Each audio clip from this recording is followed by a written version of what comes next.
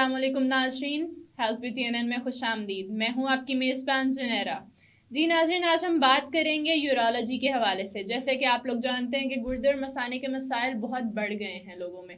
इस हवाले से बात करने के लिए आज हमारे साथ मौजूद है डॉक्टर निसार, जिनसे आज हम इन तफसीली गुफ्तगू करेंगे इन मसाइल के ऊपर और जानने की कोशिश करेंगे कि कैसे हम इन बीमारियों से बच सकते हैं। तो जी डॉक्टर साहब, पहले तो बहुत बहुत खुश आमदीद TNN न्यूज़ स्टूडियो में कि आप टाइम निकाला और यहाँ आए। जी thank you ma'am, thank you. तो जी सर, आप अपनी ज़बानी हमारे नाज़रीन को अपनी एजुकेशन के बारे में, अपने लाइफ एक्सपीरियंसेस के बारे में बताएं। बिस्मिल्लाहिर्रहमानिर्रहीम। अल्लाहुम्मा सल्ली अला सय्यदना मौलाना मुहम्मद व अला आलिहि व अस्हाबिहि व बारिक वसल्लम। सबसे पहले मैं आपको अपने बारे में बताता हूँ कि मेरी तालीम जो शुरू हुई वो चक नंबर 159 WB विहाड़ी से। वहाँ से मैंने प्राइमरी पास किया, तो फिर एक अगले गांव से जाके मिडल पास किया, उससे अगले गांव से जाके हाई स्कूल की तालीम हासिल की। फिर FSC जो मैंने की है वो government college Boston road Multan से की। उसके बाद मेरा मेरिट बन गया तो कायदे आज़म मेडिकल कॉलेज बहावलपुर से जाके मैंने MBBS किया। ये 1996 की बात है। उसके बाद फिर मैं वहाँ से बहावलपुर से सीधा लाहौर चला गया। लाहौर में मैंने लाहौर जनरल हॉस्पिटल वहाँ पे जाके हाउस जॉब किया। फिर मियो हॉस्पिटल में जाके हाउस जॉब किया 6 महीने का मेडिसिन में। और उसके बाद फिर FCPS में दाखिला लिया मैंने। FCPS यूरोलॉजी मेरी कंप्लीट हुई है 2007 में। 2007 से लेके फिर मैं 2015 तक लाहौर जनरल हॉस्पिटल में रहा हूँ एज ए यूरोलॉजिस्ट। वहाँ पे मेडिकल ऑफिसर की सीट, फिर उसके बाद सीनियर रजिस्ट्रार की सीट पे। फिर उसके बाद जब 2015 30 अप्रैल 2015 को एज असिस्टेंट प्रोफेसर मेरा ट्रांसफ़र फिर यहाँ पे साहिवाल मेडिकल कॉलेज में हुआ। अब साहिवाल मेडिकल कॉलेज में मैं एज असिस्टेंट प्रोफेसर और हेड ऑफ डिपार्टमेंट यूरोलॉजी वहाँ पे काम कर रहा हूँ 2015 से लेके अब तक। माशाल्लाह। तो सर, आप ज़रा यूरोलॉजी डिपार्टमेंट के बारे में बताएं कि बेसिकली ये होता क्या है। Urology department, urology is a branch of surgery which deals with the urinary system of male and female both and genital system of the male. तो इसमें यही इंट्रोडक्शन इसका होता है। हमारे असल में जो पेशेंट्स हैं, नाजरीन हैं, उनको यूरोलॉजी के बारे में पता नहीं होता। यूरोलॉजी मैंने जैसे डेफिनेशन बताई है, जो भी यूरिनरी सिस्टम से रिलेटेड, गुर्दे हैं, उसके बाद यूरेटर है, गुर्दे और मसाने के दरमियान की नाली है, मसाना है, ये यूरिनरी सिस्टम है सारा। आगे यूरेथ्रा है। तो ये मेल और फीमेल दोनों के प्रॉब्लम्स को यूरोलॉजिस्ट डील करेगा। हाँ, जो जेनिटल प्रॉब्लम्स के, जो सेक्सुअल प्रॉब्लम्स होंगे वो सिर्फ मेल के यूरोलॉजिस्ट डील करेगा, और अगर फीमेल के ये प्रॉब्लम्स हैं तो उनको गायनाकोलॉजिस्ट डील करता है। ये यूरोलॉजी की डेफिनेशन है कि यूरोलॉजी में आप क्या देखते हैं, किन पेशेंट्स ने यूरोलॉजिस्ट के साथ रब्ता करना है और किन पेशेंट्स ने बाकी डिपार्टमेंट्स में जाना है। ठीक। अच्छा, तो सर इसमें वैसे कौन कौन सी डिजीजेस आती हैं? इसमें डिजीज़ेज़ हाँ, मैंने बताया है कि जैसे यूरिनरी सिस्टम है। अब गुर्दे से शुरू करेंगे तो गुर्दे के अंदर पथरी हो सकती है, गुर्दे में रसौली हो सकती है, गुर्दे में सिस्ट हो सकती है। इसी तरह नीचे आप यूरेटर में आते हैं, यूरेटर में पथरी हो सकती है, रसौली हो सकती है, मसाने में इसी तरह नीचे आगे जाएंगे तो आगे प्रोस्टेट आ जाता है, इसको मसाने का दूध कहते हैं। उसकी अपनी बीमारियां हैं। एनलार्ज होता है, बिनाइन प्रोस्टेटिक हाइपरप्लेजिया कहते हैं, वहाँ पे कैंसर भी हो सकता है, CA प्रोस्टेट कहते हैं। यूरेथ्रा में आगे आ जाएं तो वहाँ पर स्ट्रक्चर हो सकता है, वहाँ पे पथरी हो सकती है, वहाँ पे रसौली हो सकती है। जेनिटल प्रॉब्लम्स हो सकते हैं, बच्चों में जो प्रॉब्लम होते हैं, क्योंकि हम बच्चों से लेके जवान और बूढ़े हर एक को डील करते हैं इन डिजीज़ के अकॉर्डिंगली। बच्चों में सर्कमसिजन के प्रॉब्लम होते हैं, बच्चों में आगे नाली तंग हो जाती है, मेटल स्टीनोसिस हो जाता है। इसी तरह ख़वातीन में बड़ी उम्र में जाके उनको प्रॉब्लम होता है। यंग फीमेल में ओवर एक्टिव ब्लैडर होता है, जिनमें बार बार पेशाब आना होता है, रात को उठना पड़ता है, भाग के जाना पड़ता है, ये ओवर एक्टिव ब्लैडर होते हैं। और अगर ओल्ड एज है फीमेल में तो उसमें यूरेथ्रल स्टीनोसिस हो सकती है, जिसमें उनकी नाली तंग हो जाती है।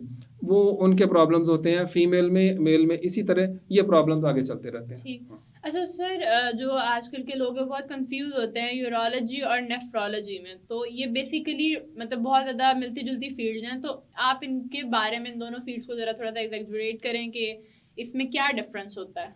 ये बड़ा अच्छा क्वेश्चन है आपका। असल में ऐसा प्रॉब्लम होता है कि आप मरीज़ एक बेचारा लाइन में लगा होता है, सुबह 8 बजे आया, 12 बजे बारी आई उसकी, तो उसको पता चला कि ये तो मेरा फील्ड ही नहीं था। इसलिए ये अवेयरनेस होना ज़रूरी है हर एक के लिए कि नेफ्रोलॉजी, दोनों गुर्दे के डॉक्टर हैं। नेफ्रोलॉजिस्ट के पास कब जाना है और यूरोलॉजिस्ट के पास कब जाना है। यूरोलॉजी मैंने बताया कि ब्रांच ऑफ सर्जरी है, जैसे ऐसी डिजीजेस जिनका आम तौर पे सर्जरी से इलाज करना पड़ता है तो वो हमारे पास आएंगे यूरोलॉजिस्ट के पास। Nephrology is a branch of medicine, तो अगर मेडिकल प्रॉब्लम की वजह से उनके किसी के गुर्दे फेल हैं फॉर एग्जांपल, तो शुगर है, ब्लड प्रेशर है, इनकी वजह से अगर किसी के गुर्दे ख़राब हो रहे हैं तो वो नेफ्रोलॉजिस्ट के पास जाएगा। गुर्दे वाश होने वाला सिलसिला है तो नेफ्रोलॉजिस्ट के पास जाएगा। यही होता है कि पेशेंट आया, नेफ्रोलॉजिस्ट के पास बैठा रहा, पता चला कि उसके गुर्दे ऑब्स्ट्रक्टिव यूरोपैथी की वजह से ख़राब है, अब रुकावट की वजह से। अब रुकावट को दूर करना यूरोलॉजिस्ट का काम है, नेफ्रोलॉजिस्ट का नहीं है। अगर किसी पथरी की वजह से रोक गया, कोई प्रोस्टेट की वजह से रोक गए, आगे ऑब्स्ट्रक्शन है, उस ऑब्स्ट्रक्शन को दूर करना यूरोलॉजिस्ट का काम है। तो इसलिए पेशेंट्स के लिए मेरा पैगाम है कि वो इतना इस डेफिनेशन का ध्यान रखें कि किसके पास जाना है। वो सिर्फ देखते हैं कि गुर्दे का डॉक्टर है तो हमारे पेशेंट नेफ्रोलॉजिस्ट के पास चले जाते हैं, नेफ्रोलॉजिस्ट के पेशेंट्स यूरोलॉजिस्ट के पास आ जाते हैं।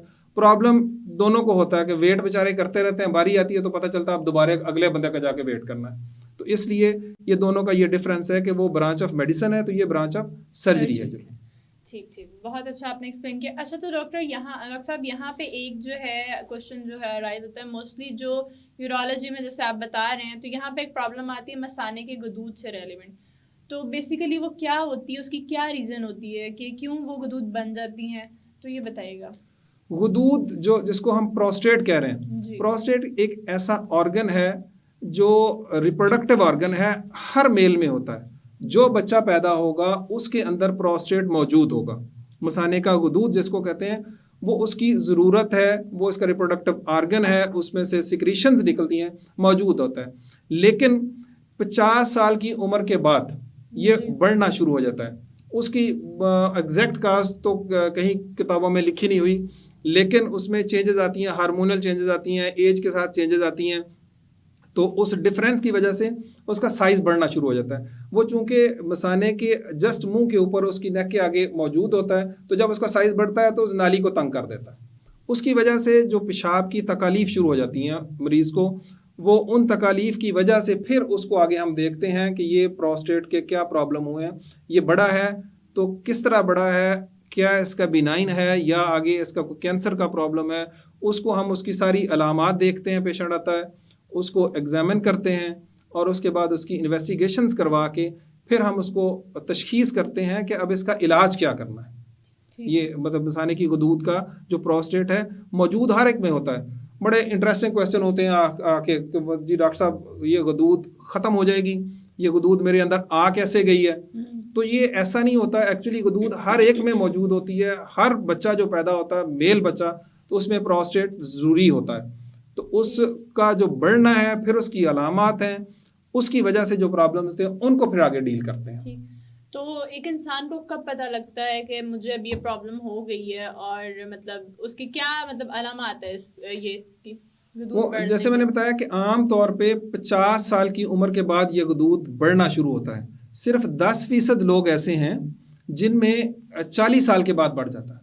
तो आम तौर पे जिसकी उम्र 40 या 50 साल से ज़्यादा है तो उनको ये कॉन्शियस रहना चाहिए कि अगर उनमें ये अलामात आती हैं, वो अलामात मैं बता देता हूँ कि 7 क्वेश्चंस हम ज़रूर करते हैं। कि सबसे पहले पूछते हैं कि अगर आपको पेशाब आ जाता है और रोकना पड़े तो क्या आप रोक सकते हैं कि दौड़ के करना पड़ता है। अगर उसको दौड़ के जाना पड़ता है तो दैट्स कॉल्ड अर्जेंसी। तो ये उसकी पहली अलामत है। फिर जब वो करने बैठता है तो उससे पूछते हैं कि जब आप करने बैठते हैं तो शुरू आराम से हो जाता है कि जोर लगाना पड़ता है।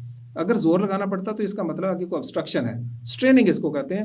फिर अगला क्वेश्चन उससे पूछते हैं कि धार कैसी बनती है। रूटीन में जैसे यंग एज में थी उसी तरह उसकी स्ट्रीम है या वो पुअर स्ट्रीम हो गई है। तो अगर पुअर स्ट्रीम है तो फिर ये एक अलामत है उसके प्रोस्टेट के बढ़ने की। और उसके बाद अगला क्वेश्चन होता है कि करते करते पेशाब उसकी धार टूटती तो नहीं है, इंटरमिटेंसी तो नहीं होती उसको। फिर होता है कि करने के बाद क्या उसकी तसल्ली हो जाती है या उसको अभी तक लगता है कि नहीं जी अभी बाबा जी कहते हैं मुझे तो अभी लग रहा है कि मेरा पेशाब रह रहा अभी। तो फिर ये sense of incomplete evacuation of bladder इसको कहते हैं। फिर अगला क्वेश्चन पूछते हैं कि जब आप करके बाहर आते हैं कितनी देर बाद दोबारा पेशाब आ जाता है। फ्रीक्वेंसी, अगर 2 घंटे के अंदर अंदर उसको जाना पड़ता तो डेफिनेशन के अकॉर्डिंगली इसको हमको फ्रीक्वेंसी लेबल करते हैं। और आखिरी क्वेश्चन ये पूछते हैं कि रात को सोने के बाद पेशाब के लिए कितनी दफ़ा उठना पड़ता है। रूटीन में एक यंग जो बंदा होता है, मेल फीमेल दोनों, कभी भी नहीं उठते। 6 घंटे की 4 घंटे की नींद है वो अपनी पूरी करते हैं। लेकिन ये जो प्रोस्टेट वाले पेशेंट्स होते हैं जिनका प्रोस्टेट एनलार्ज हो जाता है तो उनको उठना पड़ता है, नक्चूरिया इसको कहते हैं, तो ये रात को उठना पड़ता है। इन अलामात को देखते हुए फिर हम इसको कैलकुलेट करते हैं। इनका नंबर होता है 0 to 35। तो ये कैलकुलेशन है कि अगर 7 तक है तो माइल्ड है, 8 to 19 है तो मॉडरेट है, फिर 20 to 35 है तो सीवियर सिम्टम स्कोर हम इसको लेबल करते हैं। फिर उसके अकॉर्डिंगली हम इसका इलाज तजवीज़ करते हैं। ठीक है, तो एक इंसान को मतलब ये किस हद तक मतलब ये कह सकते हैं किसी के लिए ख़तरनाक भी होता है इसमें कुछ, अगर टाइमली इसको ना चेक करवाया जाए? कब इसके जो है मतलब आपने कह लो कि डायग्नोस हो तो आपको उसी टाइम करवा लेना चाहिए चेक, या ये स्वेयर हो सकता है मज़ीद? जी बिल्कुल, और इसको ना करवाया जाए, जैसे मैंने अर्ज़ किया कि हम उसकी अलामात को, उसके स्कोर को कैलकुलेट करते हैं जी। जब हमने कैलकुलेट किया कि उसका 7 तक स्कोर है तो माइल्ड है, उसमें सिर्फ हम उसको कहते हैं कि आपने सिर्फ अपना लाइफस्टाइल चेंज करना है, थोड़ा सा आपने फ्लूइड इनटेक कम कर देनी, और खुसूसन डायूरेटिक इफेक्ट वाले जो फ्लूइड्स हैं जैसे बोतल है, जूस है, चाय है, कॉफ़ी है, तो इनसे ज़्यादा यूरिन बनता है, डायूरेटिक इफेक्ट इनका होता है। तो हम उनको कहते हैं कि ये आप अपना लाइफस्टाइल चेंज कर लें बस, और इसको कम कर लें। अगर उसका सिम्टम स्कोर मॉडरेट में आ रहा है फिर हम उसको मेडिसिन पे जाते हैं। मेडिसिन फिर पहले होती थी लॉन्ग एक्टिंग होती थी, फिर शॉर्ट एक्टिंग आ गई, बट डिफरेंट अब जो लेटेस्ट मेडिसिन टेम्सोलोसिन चलती है, सिलोडोसिन चलती है, तो उस मेडिसिन पे हम उसको लगा देते हैं। उसका सिम्टम देख के, साथ उसका अल्ट्रासाउंड करवा के, PSA करवा के, एग्जामिनेशन, वो सारा प्रोटोकॉल पूरा करने के बाद हम उसको ये मेडिसिन स्टार्ट करवा देते हैं। फिर उसको फॉलो अप पे रखते हैं कि उसकी सिम्टम स्कोर कम हुआ कि नहीं हुआ। फिर अगर उसकी सीवियर सिम्टम्स हैं और मेडिसिन से बेहतर नहीं हो रहा, या पेशेंट को रिटेंशन हो गई है, पेशाब बिल्कुल बंद हो गया, मेडिसिन भी दी है इसके बावजूद ठीक नहीं हुआ, या किसी ने मेडिसिन नहीं ली और उसका पेशाब बंद हो गया, तो फिर हम उसको सर्जरी ऑफर करते हैं। ये हमने कैलकुलेट किया, मैंने बताया कि प्रोटोकॉल पूरा करना है, हमेशा उसकी हिस्ट्री, एग्जामिनेशन, इन्वेस्टिगेशंस, इनके बाद आपने फैसला करना है कि हमने उसको लाइफस्टाइल चेंज करना है, उसको मेडिसिन देनी है, या उसको सर्जरी करनी है। तो ये पेशेंट को अवेयरनेस होनी चाहिए कि आपने यूरोलॉजिस्ट से राबता कब करना है। आपकी उम्र 40 साल से ऊपर हो गई है, ये चेंजेस आ रही हैं जो मैंने 7 क्वेश्चंस बताए हैं, तो यूरोलॉजिस्ट से रब्ता करें ताकि अगर उसको ज़रूरत है तो आपकी वो इन्वेस्टिगेशन करवा लें। क्योंकि इसमें जो सबसे ज़्यादा प्रॉब्लम होता है सीए प्रोस्टेट सब में निकल आता है, कैंसर होता है।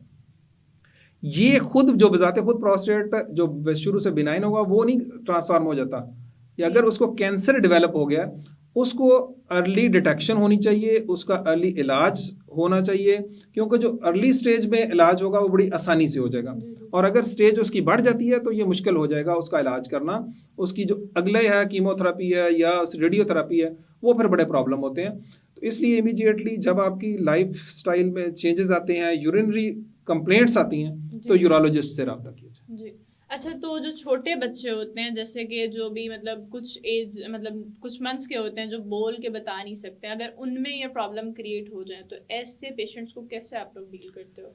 यूरोलॉजी है हमारा, यूरोलॉजी ना एक एडल्ट यूरोलॉजी है जिसको हम देखते हैं, एक पीड्स यूरोलॉजी है। इवन अब तो इतनी इन्वेस्टिगेशन अच्छी आ गई हैं कि माँ के पेट में आप अल्ट्रासाउंड से डिटेक्ट कर लेते हैं कि इसको यूरिनरी प्रॉब्लम हो सकते हैं, किसी का गुर्दा बनता नहीं है, हमें पता चल जाता है, बिल्कुल ऐसे होता है। फिर अगर किसी के आगे पेशाब निकलता नहीं है, पोस्टीरियर यूरेथ्रल वेल्व्स हैं, इवन आप माँ के पेट में यूट्रस के अंदर आप डिटेक्ट कर सकते हैं। फिर बच्चा बाहर आया तो माँ बताएगी कि इसकी यूरिनरी हैबिट्स कैसी हैं, ये पेशाब करता कि नहीं, इसने तो 1-2 दिन से पेशाब ही नहीं किया, या किया तो जस्ट कतरा कतरा आ रहा है। फिर आपने अल्ट्रासाउंड करा के देखा तो मसाना भरा हुआ है, छोटा बच्चा है, उसके जितनी उसकी कैपेसिटी है, मसाना भरा हुआ है, पीछे गुर्दों पे सोजिश है जिसको हाइड्रोनेफ्रोसिस कहते हैं। तो फिर आप उसकी आगे इन्वेस्टिगेशन करके वो देखते हैं कि इसका क्या प्रॉब्लम हो सकता है। अब आप शुरू से वही मैंने कहा था, प्रोटोकॉल नहीं छोड़ना, हिस्ट्री एग्जामिनेशन वाला और इन्वेस्टिगेशन वाला। एग्जामिनेशन पे आपने किया तो अभी अनसर्कमसाइज्ड बचा है, तो हो सकता है आगे सर्कमसिजन के वो फाइमोसिस हुआ हो या पीछे गया पैराफाइमोसिस, ये टर्मिनोलॉजी याद रखने की जरूरत नहीं है आवाम के लिए आमतौर पे, लेकिन बहरहाल ये सर्कमसिजन के प्रॉब्लम होते हैं। ऐसे पेशेंट्स में पेशाब बंद भी हो सकता है, वो जस्ट सर्कमसिजन से ठीक हो जाता है। आगे हम नाली देखते हैं, नाली तंग है, म्यूटोप्लास्टी से ठीक हो जाता है। अगर पीछे पोस्टीरियर यूरिथ्रल वेल्व्स एक बीमारी होती है जो बच्चों में होती है, जिसकी वजह से उनका पेशाब बंद हो जाता है या उनको जोर लगा के पेशाब करना पड़ता है, पीछे से गुर्दे खराब होने का डर होता है। ऐसी सूरत में हम उनको एंडोस्कोपिकली कैमरे के साथ उनको पोस्टीरियर वेल्व्स को फलग्रेट करते हैं, उनको ठीक करते हैं और पेशेंट ये ठीक हो जाते हैं।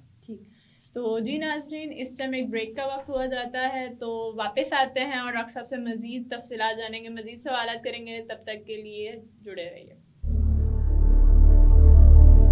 आसमान को छूने की चाहतों के साथ ख्वाहिशों को छत देकर ये डालते हैं नई तरक्की की, और ये है Tahir estates, steel monuments manufacturers, project marketing, town developer and builder. Tahir estates Sahiwal का सबसे पहला और वाहिद इंटरनेशनल ISO सर्टिफाइड इदारा और चैम्बर ऑफ कॉमर्स की तरफ से बेस्ट अचीवमेंट अवार्ड हासिल कर चुका है, जिन्होंने साहिवाल में रेजिडेंशियल और कमर्शियल प्रॉपर्टी में मार्केटिंग को दी एक नई पहचान। साहिवाल में कामयाब projects, Jeevan City, Safari City Okara, Al Razzaq Villas, Eden Garden, Gulshan Zainab, Farid Avenue, Alhamra Block, Sahiwal Estate, a new project in Arfala, Defense City Housing Scheme.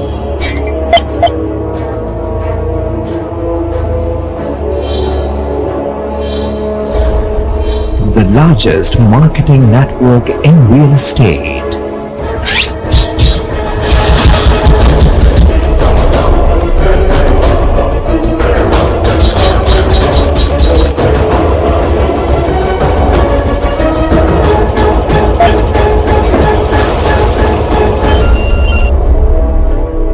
Tahir Estates, Commercial Plaza number 1, Jeevan City Phase 1, Main Mudhali Road, Sahiwal. UN number 923041110300.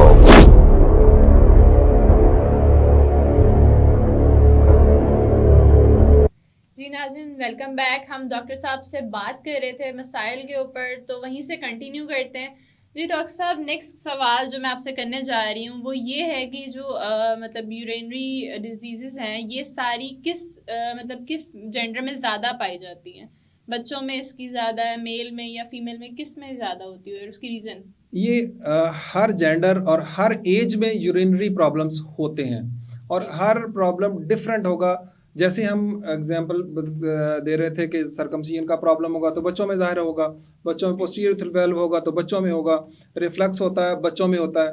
इसी तरह female के मैंने बताया कि female जो है उनमें over active bladder ज़्यादातर होता है, जो यंग फीमेल्स हैं, और जो अडल्ट फीमेल्स हैं ओल्ड एज है तो उसमें यूरेथ्रल स्टीनोसिस के ज़्यादा प्रॉब्लम्स होते हैं। और मेल में फिर सेक्सुअल प्रॉब्लम्स से लेके ये यूरिनरी प्रॉब्लम्स ये हर एज में डिफरेंट होते जाएंगे। यंग एज है तो उसमें प्रोस्टेट आमतौर पे नहीं होगा, उसमें स्ट्रिक्चर के चांसेस हैं। जो यंग मेल पेशेंट्स हैं यही कंप्लेंट्स होंगी, यही अलामत होंगी, लेकिन उनमें स्ट्रिक्चर यूरिथ्रा होगा, उनमें प्रोस्टेट नहीं होगा।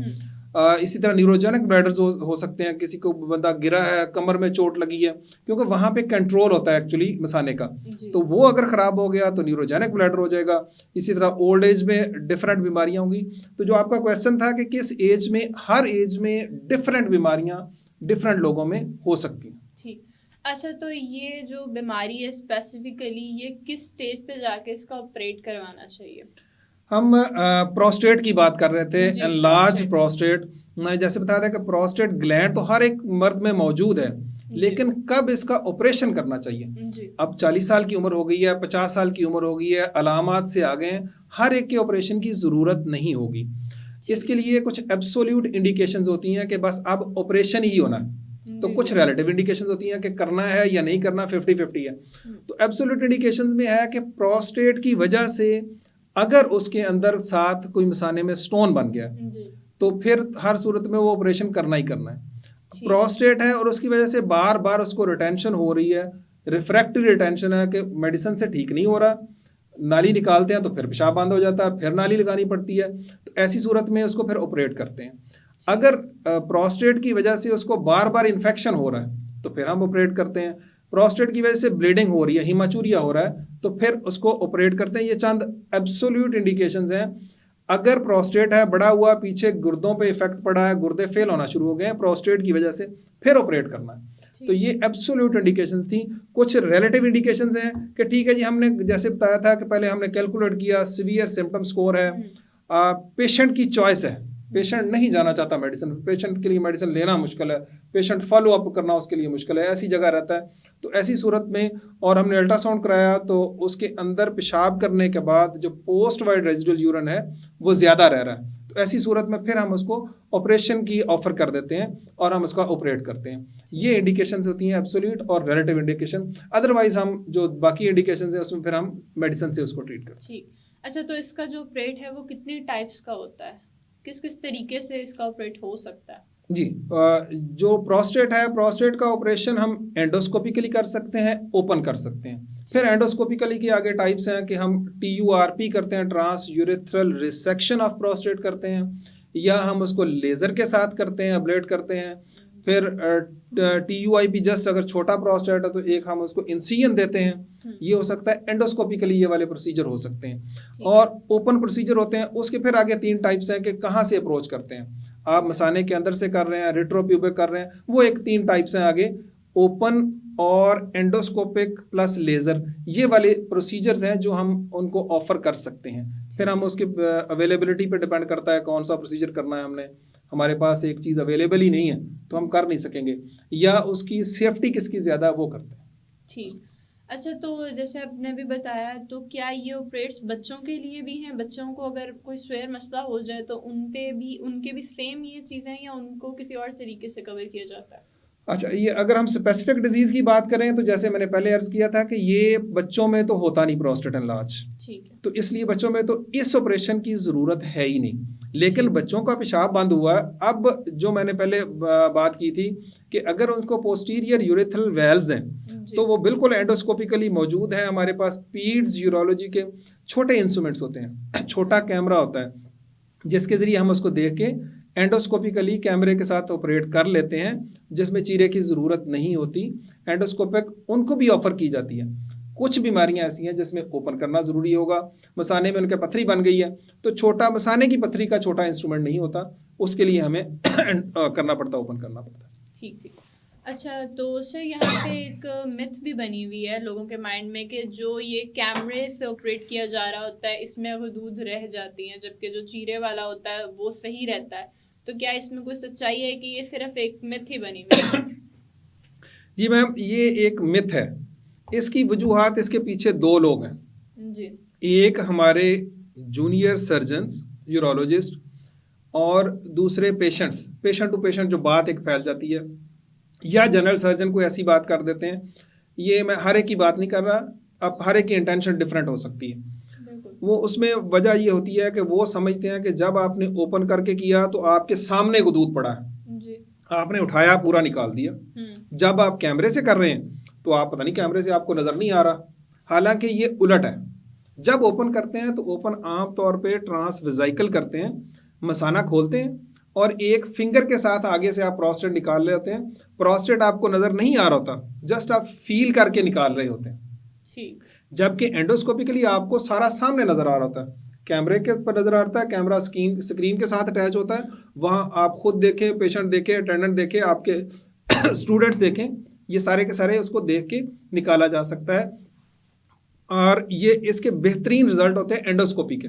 ये पूरी एक स्टडी हुई थी भावलपुर में कि कॉम्प्लिकेशंस किसकी ज़्यादा है, तो बाद में पता चला था कि ओपन की कॉम्प्लिकेशंस ज़्यादा हैं। पूरी दुनिया में ये ऑब्सोलीट हो चुका है, ये हमारे मुल्क में चल रहा है ओपन जो ऑपरेशन है, अदरवाइज सिर्फ एंडोस्कोपिकली ही किया जाता है। तो ये एक जस्ट मिथ है कि इससे रह जाता है, इससे कभी नहीं रहता। एक्सपर्ट यूरोलॉजिस्ट उसको प्रॉपर करता है, उतना ही होता है जितना ओपन से होता है जी। तो एंडोस्कोपिकली इसके रिजल्ट्स बहुत बेहतर है। ठीक। अच्छा, तो उससे जब आप लोग ऑपरेट कर रहे होते हो तो आप लोग को किस तरह की कॉम्प्लिकेशंस फेस करनी पड़ती हैं? कॉम्प्लिकेशंस जिस वक्त आप ऑपरेट करते हैं आपको पर ऑफ कॉम्प्लिकेशंस हो सकती है, जिस वक्त आप ऑपरेट करने लगे जी जी। वो कॉम्प्लिकेशंस हो सकती हैं कि आप का को कैमरा ख़राब हो गया, आप करने लगे हैं, वहाँ एनेस्थीसिया दिया, उसकी कॉम्प्लिकेशंस हो गई, कमर में टीका लगाया, उसकी कॉम्प्लिकेशंस हो गई, ब्लीडिंग ज़्यादा हो गई, आप करते करते को कट बड़ा लग गया। लेकिन ये शुरू में हो सकती है, ज़्यादा जैसे जैसे आपका लर्निंग कर्व जो कर्व है बेहतर होती जाती है, आप एक्सपीरियंस होते जाते हैं, तो ये कॉम्प्लिकेशन नहीं होती। हाँ, इसके बाद कॉम्प्लिकेशंस, पोस्ट ऑफ कॉम्प्लिकेशन भी होता है कि पेशेंट को जब ऑपरेट करके आते हैं कई दफ़ा ब्लीडिंग ज़्यादा हो जाती है जी। ब्लड लगाना पड़ जाता है, ब्लड क्लॉट हो जाता है, उस नाली की जो सुराख होता है उसके अंदर आता है, क्लॉट रिटेंशन हो जाती है। कोई जो आपने काटा था कोई चिप रह गया अंदर, वो उसके अंदर आ गया, बंद हो गया। ये सारी की सारी छोटी छोटी कॉम्प्लिकेशन हैं जो बड़ी आसानी से डील हो सकती हैं। उसके बाद पोस्ट ऑफ कॉम्प्लिकेशंस होती हैं कि रिमोट बहुत देर हो गई है ऑपरेशन किए हुए, उस वक्त क्या कॉम्प्लिकेशन हो सकती हैं कि नाली तंग हो जाती है कई दफ़ा वो समझते हैं कि दोबारा प्रोस्टेट हो गया, हालांकि वो नाली तंग होने से स्ट्रक्चर बन रहा होता है। तो ऐसी सूरत में फिर उनको डील कर लिया जाता है। हाँ, एक बात ज़रूर मैं यहाँ में मेंशन करूँगा कि समटाइम जैसे मैंने अर्ज़ किया था कि यंग एज में प्रोस्टेट हो गया, 40 है, 45 है, ऐसी सूरत में आपने ऑपरेट किया तो एक क्वेश्चन ज़रूर हम करते हैं कि उसकी फैमिली कंप्लीट है कि नहीं क्योंकि इसका जो एक सबसे बड़ी कॉम्प्लिकेशन होती है वो रिट्रोग्रेड इजैकुलेशन होती है। आफ्टर दैट फिर बच्चा नहीं होता। तो ऐसी सूरत में हम उनको अल्टरनेट कोई ऑफर करते हैं कि मेडिसिन से उनका गुजारा हो सके, अदरवाइज ये बड़ा सेफ प्रोसीजर है। ठीक।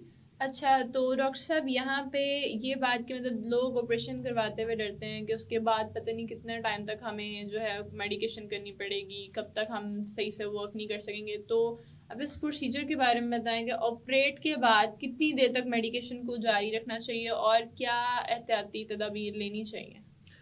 जी, जो हम मेडिसिन पहले दे रहे थे अल्फा ब्लॉकर, वो तो आपने ऑपरेशन किया इमीडिएटली ख़त्म कर दी, आगे मेडिसिन लेने की ज़रूरत बिल्कुल भी नहीं है।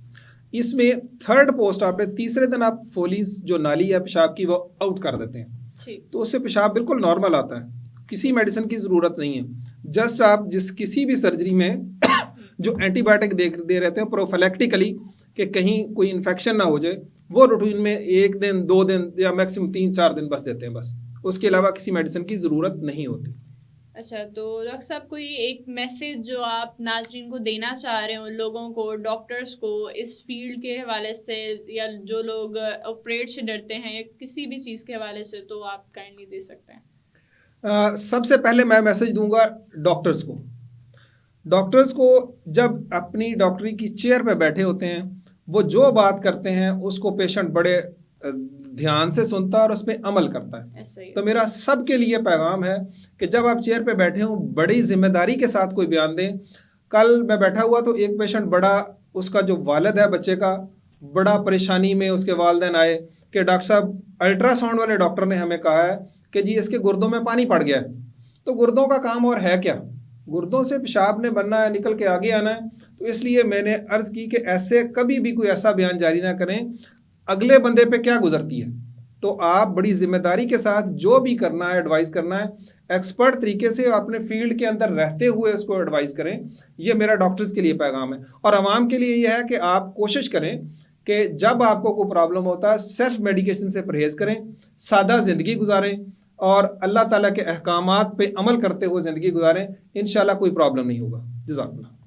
जी नाज़रीन, इसी के साथ आज का हमारा प्रोग्राम यहाँ ख़त्म होता है। डॉक्टर साहब का बहुत बहुत शुक्रिया कि वो आज अपना कीमती वक्त निकाल के आए। तो इसी के साथ आज का प्रोग्राम ख़त्म करते हैं। फिर मुलाकात होगी एक नए प्रोग्राम में, एक नए अनवान के साथ, एक नए मेहमान के साथ। तब तक के लिए अपनी मेज़बान जुनैरा को इजाज़त दीजिए। अल्लाह निगहबान।